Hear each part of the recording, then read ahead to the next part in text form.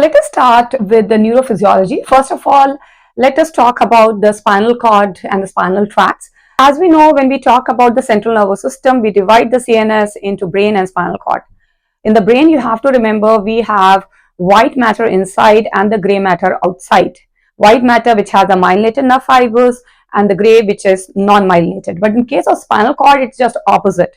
In the spinal cord, you have gray matter inside and a white matter outside. In the white matter outside, you have these spinal cord tracts that are running in the white matter. It is composed of myelinated nerve fiber bundles. It surrounds the gray matter horns of the spinal cord. And we have two types of tracts which are running here, the ascending tracts and the descending tract. So ascending tract, as the name itself is suggesting, is going to travel upward. Ascending pathways, they are sensory pathways. They are going to travel from your body towards your brain, because it's the brain that perceives all the sensations, right? Now the descending pathways, they go from the brain towards your body. So they are going to be motor pathways. The axon of a tract have the same origin, termination, and the function, and tracts are named towards their origin and their termination. For example, if we talk about different types of ascending tracts we have, ascending tracts, you don't have to remember all of them, but the important one I would like to know that spinothalamic tract is there, spino-reticular tract is there. So if you say spinothalamic, right, so it's coming from the spinal cord towards the thalamus, that is in the brain. So coming from the spinal cord towards the brain, so it has to be a sensory because it's going towards the brain, right? So it is an ascending tract. The function of spinothalamic, light touch, temperature, pain, and pressure sensation. Now another one that's important in spinal tract is the spino-reticular tract, pain sensation from the tissue injury, and the spinocerebral tract, which is involved in proprioception.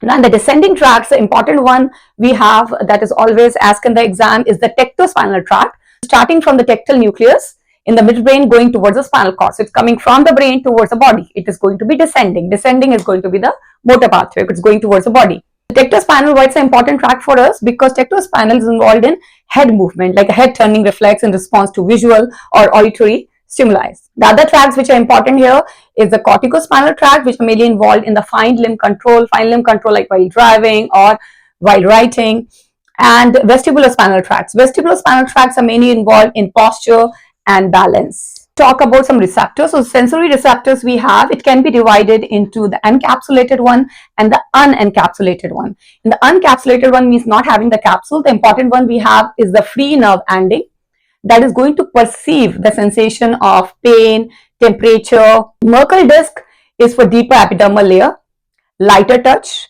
And in the encapsulated one, important is the Meissner corpuscles. You can remember M for Meissner, M for mechanoreceptor. Pacinian corpuscle, P for Pacinian, P for pressure receptor.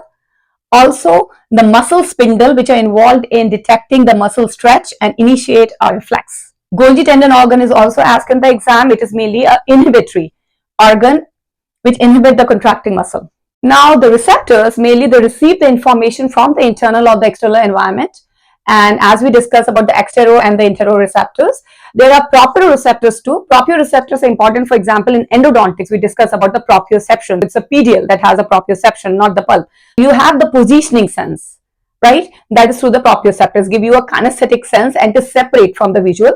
If you look at more details about the motor pathways, they have two components, the lateral and the anterior ventral. As I showed you in the picture, they travel via primary motor cortex to the medulla, then it decussate, means the fibers they cross over in the medulla and continues down the opposite cord of side of spinal cord to the anterior horn, which is the ventral or the motor horn of spinal cord, to the lower motor neurons, and finally to the muscles. It's the right brain that's controlling your left somatic muscles, and the left brain will control your right somatic muscles. The pyramidal tract and the extrapyramidal are the important motor tracts here. In the pyramidal tracts, it descends directly from cortex to the spinal cord, while the extrapyramidal, they originate in the brainstem nucleus. So these are the name of nucleus like rubral nucleus, vestibular nucleus, tectal nucleus that are present in the brainstem. And they don't have any direct control of the motor cortex. While the pyramidal tracts, they descend directly from the cerebral cortex to the spinal cord. And the pyramidal tract, you have to remember, involved in fine movements of the body like needlework. While extrapyramidal tract are more for the gross movement of the body, controlling a body posture or involuntary movement of it. Now let us try to understand what is RMP, what is resting membrane potential. All the nerve membranes, right, and all the nerve cells, they actually have some charge which is inherent in them. That's a negative charge actually. The negative charge of around minus 70 millivolt is a charge that all the cells are having inherently. It's negative. Why? Because there are more negative anions inside as compared to positive cations outside. Why there are more negative ions inside and more positive ions outside? It is because, number one, the potassium is leaking, right? So when potassium is positively charged, it leaks outside, it creates negativity inside, and also with the sodium potassium pump.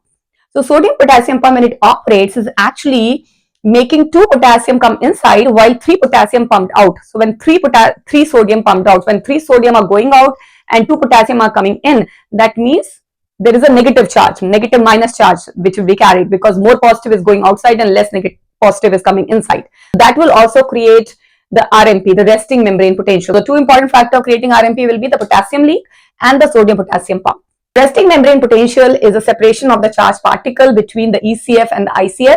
So when we say a cell is RMP, under RMP or resting membrane potential, that means the membrane is polarized. Polarized is a charged membrane with more positive ions outside and more negative ions or anions inside. Now when we talk about the action potential, so if resting membrane is a polarized membrane, when it generates the action potential, when a stimulus is provided, it will become depolarized. So action potential is getting depolarized. So action potential is initiated by depolarizing stimulus. The RMP now become more positive and less negative. As I already told you, the normal RMP is minus 70 millivolts, negative. But when you generate the action potential is generated, now it starts becoming more positive and less negative. Why it happens? Because more sodium is entering inside the cell and sodium is positively charged. So it will create a net positive charge inside. And once threshold is reached, the action potential is going to fire. Once your minus 70 slowly become positive, minus 70 to minus 50, minus 20, 0, plus 10, plus 20. Once the stimulus is able to generate plus 20 millivolt of potential, that means the threshold has reached, and at this point your action potential is going to shoot. Students, once your action potential stage is over, then there is going to be a refractory period. Refractory period is a pause period. So we have 2 types of refractory period, the absolute one and the relative one. This is the period when action potential cannot be generated. Absolute refractory period is that period in which no matter how large is the magnitude of the stimulus, there is going to be no action potential at all. For example, when we talk about local anesthesia generate absolute refractory period, right? So that no matter how painful the condition is, how much is the magnitude of pain, it's going to always numb the sensations. While relative refractory period is a larger than usual stimulus will stimulate an action potential. Actually, the threshold is increased here because of more potassium permeability. Now, once the refractory period is over, then we come to the repolarization phase. Repolarization phase is a phase when actually the nerve membrane tries come back to its resting potential, which was the polarized phase. But before it comes and become repolarized on normal RMP minus 70 millivolt, again, it will shoot to hyperpolarization first. Hyperpolarization is a phase when the membrane potential, it goes to extreme negative stage before coming back to normal negative of RMP. And why does hyperpolarization happen? Because of more potassium conducting outside, more efflux of potassium. So potassium is leaving or leaking out of the cell. So more potassium is going out, more negativity is created. Also the chloride ions, they get influxed, they enter inside the cell. So more negativity coming inside and more positivity going outside. That is going to create a net negative hyperpolarized stage, which can be more than normal, like minus 120, minus 150 millivolt. Now, after the hyperpolarization stage is over, then it can come to its normal polarized stage.